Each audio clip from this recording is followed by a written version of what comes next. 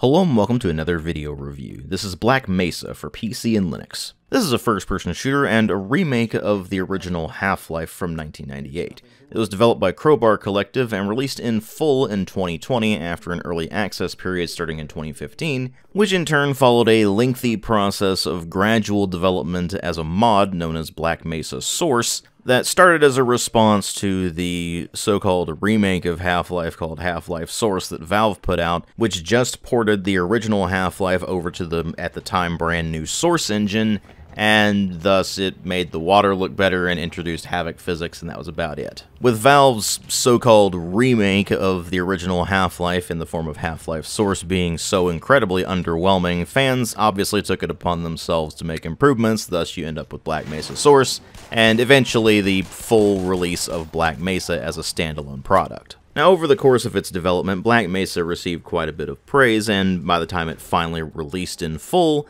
it was getting very well received, particularly with regards to what it did to the Zen chapters, which were really not good at all in the original game, so they made some fairly significant changes to the Zen chapters. But here's the thing.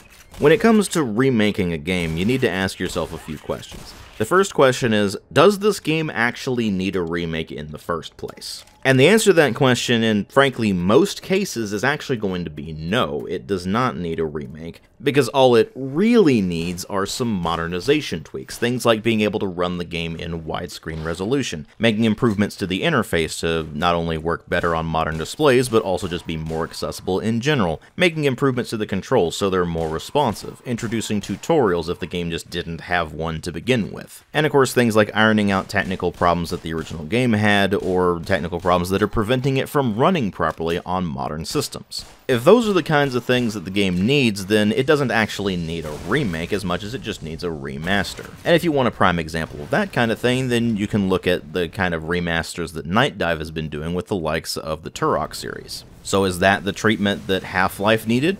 Well, no. Valve did basically everything they needed to already to make sure the game works properly on modern systems. There are no problems running Half-Life on a modern operating system. It already has widescreen support. It already runs fine. It already has a perfectly usable interface, and it already has tutorials. So it doesn't really need any modernization tweaks. So what does it actually need? Well, there were quite a few core issues with the original Half-Life that could actually be improved by a full-on remake, because they would be significant gameplay and pacing changes. Is that what Black Mesa did? Well, let's just go ahead and start delving right in and find out. And like always, we'll go ahead and start with the presentation, which runs on the Source engine and generally looks pretty decent, although it looks more or less like a Source mod, which is admittedly not surprising given that this did start out life as a Source mod, but it does also mean that that comes with a lot of caveats that we tend to expect from Source mods. Things like combining assets from Half-Life 2 with new assets that were made specifically for Black Mesa, which don't always match up in terms of quality. In addition, there are a fair few textures that are significantly lower res than the others, which means that when you stumble upon those textures, they can look pretty bad, although thankfully those are very few and far between, so unless you're really looking out for that kind of thing, you probably won't notice it unless you just happen to be at the right angle at the wrong time. But apart from that, the only other notable technical problem is that occasionally the game's frame rate will just suddenly crap out. Now, on my rig it never craps out to the point where the game is unplayable, but let me put it this way.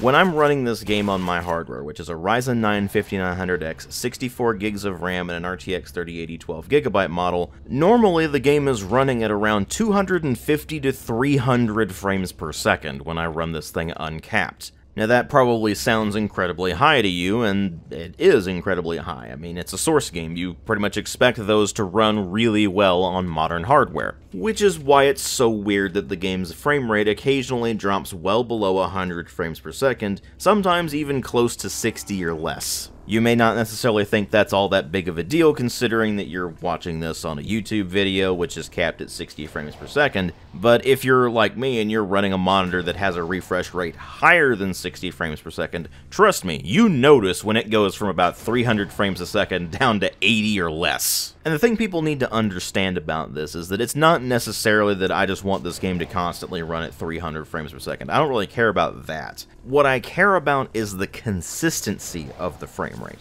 If it were at a rock-solid 60 or 120 or whatever the entire time I was playing it, then it wouldn't necessarily be that big of a deal. I would certainly think that it's a rather low frame rate for a Source game, but that aside, at least the game is running at a smooth and consistent frame rate.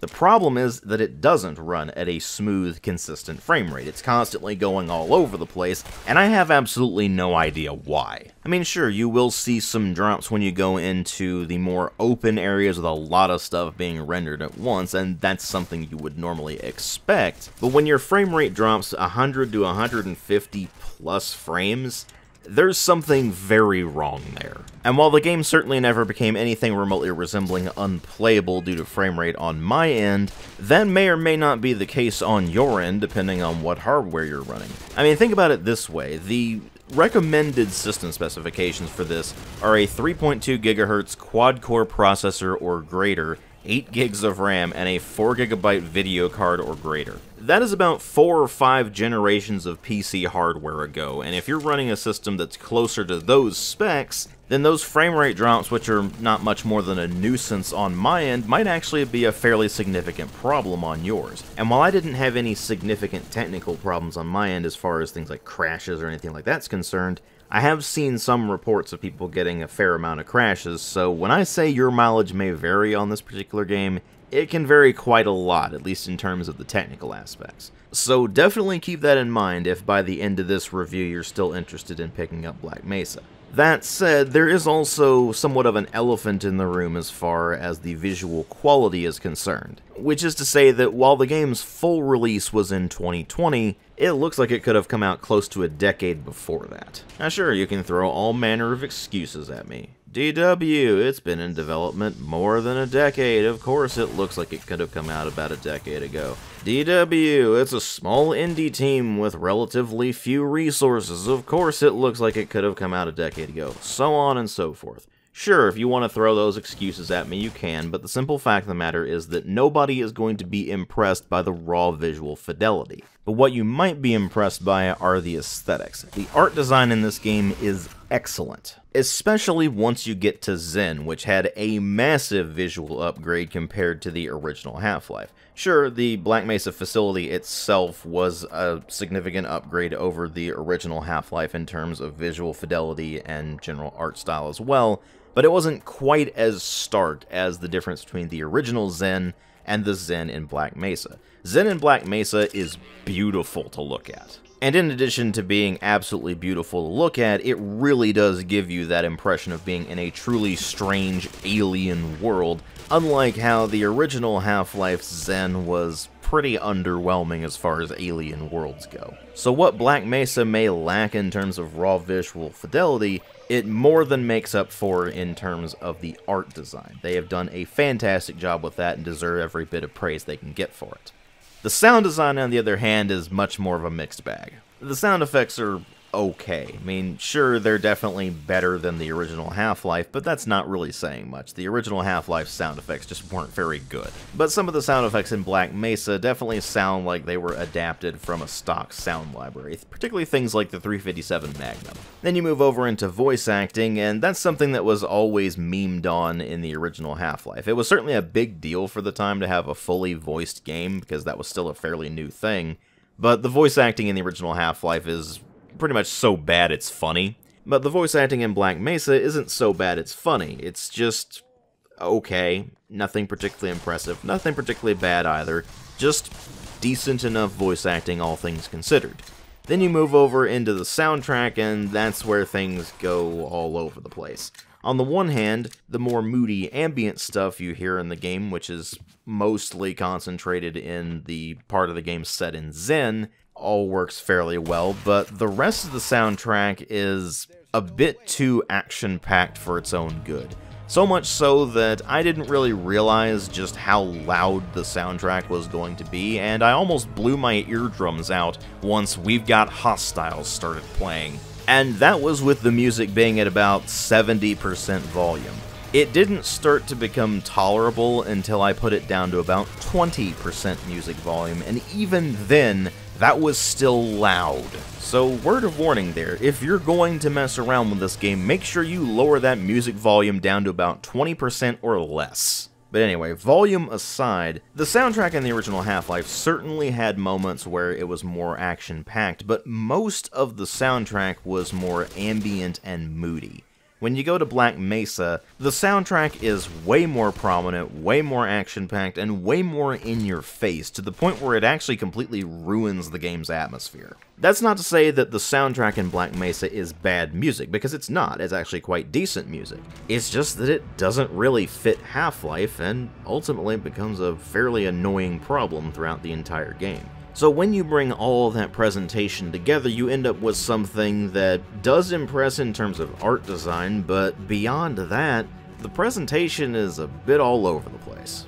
But of course, what really matter here are the story and the gameplay, although story is not going to matter as much because this is a remake of the original Half-Life, and as far as story goes, it's pretty faithful to the original. Much like in the original game, you play as Gordon Freeman, a theoretical physicist working at the Black Mesa Research Facility in New Mexico, and what starts as a normal day of anomalous materials testing quickly turns into absolute chaos as a resonance cascade occurs when Gordon inserts the material that they're testing into the testing beam, and suddenly portals to the alien world of Zen start appearing throughout the Black Mesa Research Facility and depositing various creatures from there. With the facility now being overrun by aliens, Gordon has to fight for his life to find a way out of the facility and at least attempt to close down the portals so that the resonance cascade event doesn't get any worse than it already is. Soldiers eventually arrive at the facility to contain the situation as well, including eliminating all of the staff of the Black Mesa facility,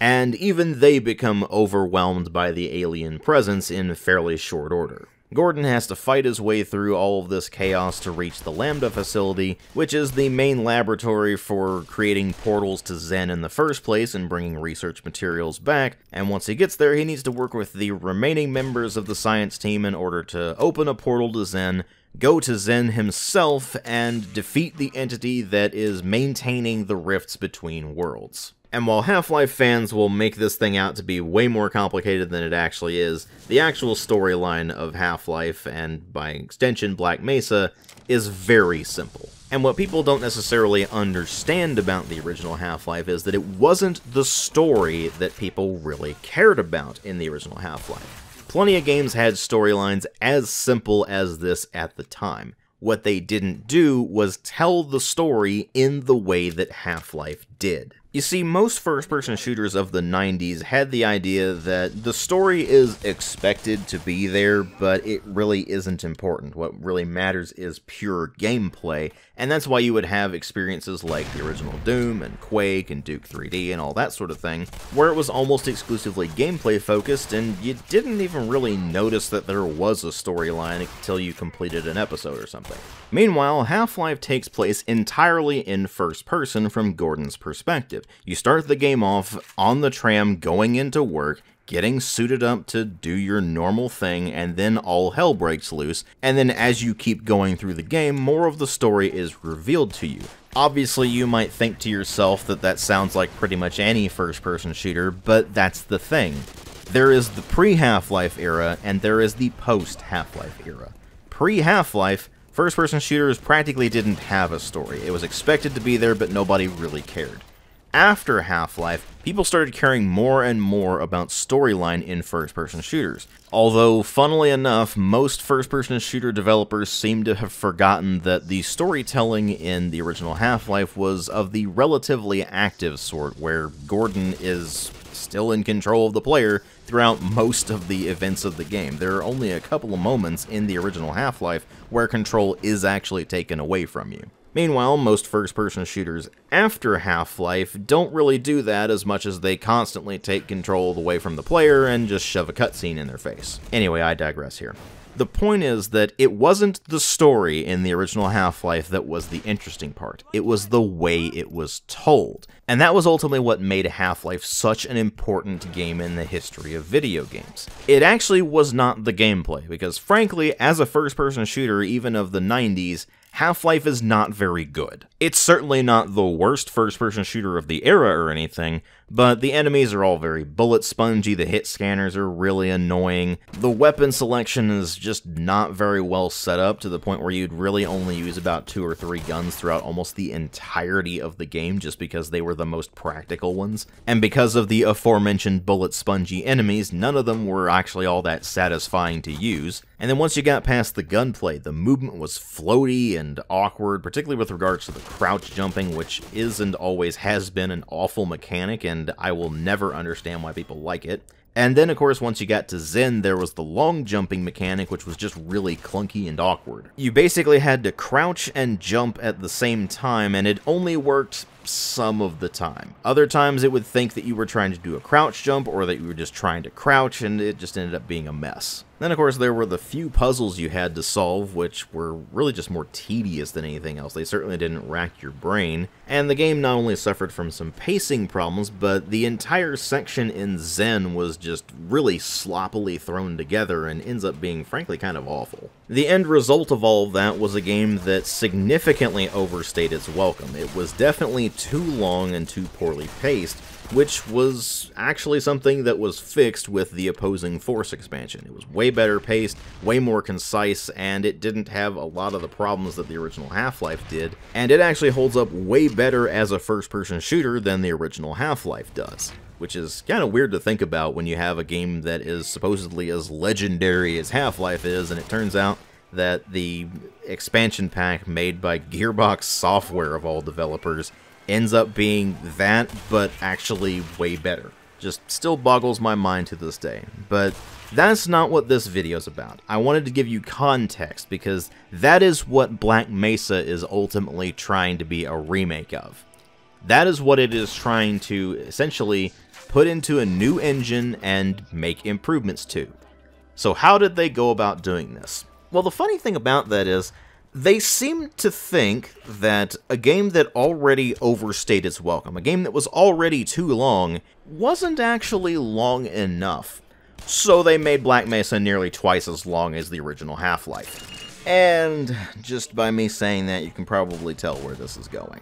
You see, the original Half-Life has its historical value to prop the game up. For all of its faults, it was trying something very different, and it ended up being extremely influential, so you can respect the game despite its faults. Black Mesa, on the other hand, does not have that historical value, because it is a remake of the original Half-Life. It is supposed to take what the original game did, fix its problems, and make it better. Instead, the developers of Black Mesa have exacerbated the problem by dragging the game out even further and making it even more tedious than it already was. The only appreciable improvement they made to the combat is that there are now partial and full reloads as opposed to the original game, which only had full reloads. Enemies are still very bullet spongy. They have reduced the magazine capacity of the MP5 from 50 rounds in the original game to 30 rounds, which is definitely accurate to the actual real-life gun, but then again, with enemies being fairly bullet spongy, it means that you have less rounds to expend before you have to reload, and if you have a full reload instead of a partial reload, it's going to take a bit longer.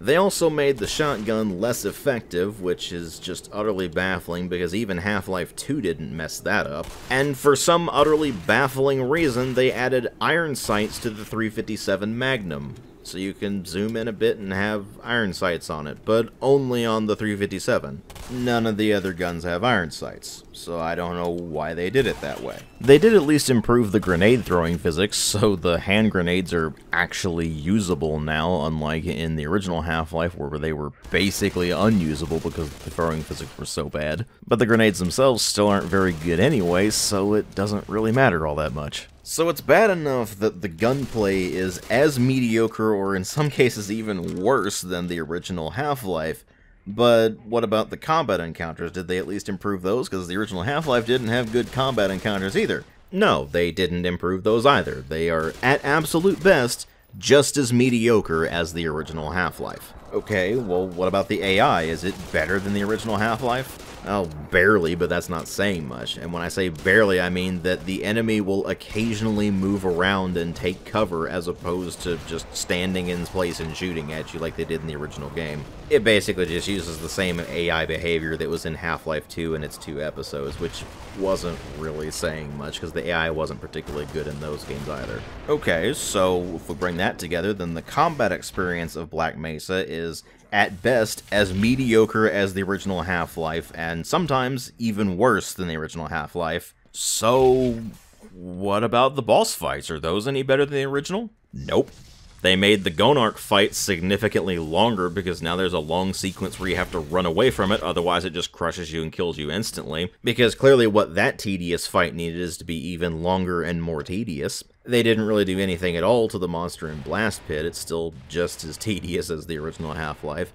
And while they did make some changes to the Nihilanthe boss fight, those changes just make the boss fight even longer and more tedious than it already was. They don't actually make it any more fun. So they haven't really made the combat better. They haven't made the boss fights any better. Well, what about the level design? Did they make improvements to that, especially in the Zen part? Well, I will be fair here. They definitely improved Zen. Now, if you want to do long jumping, it's not that weird crouch jump nonsense that we had in the original Half-Life, it's just double tapping the jump button. So right off the bat, that's a noticeable improvement.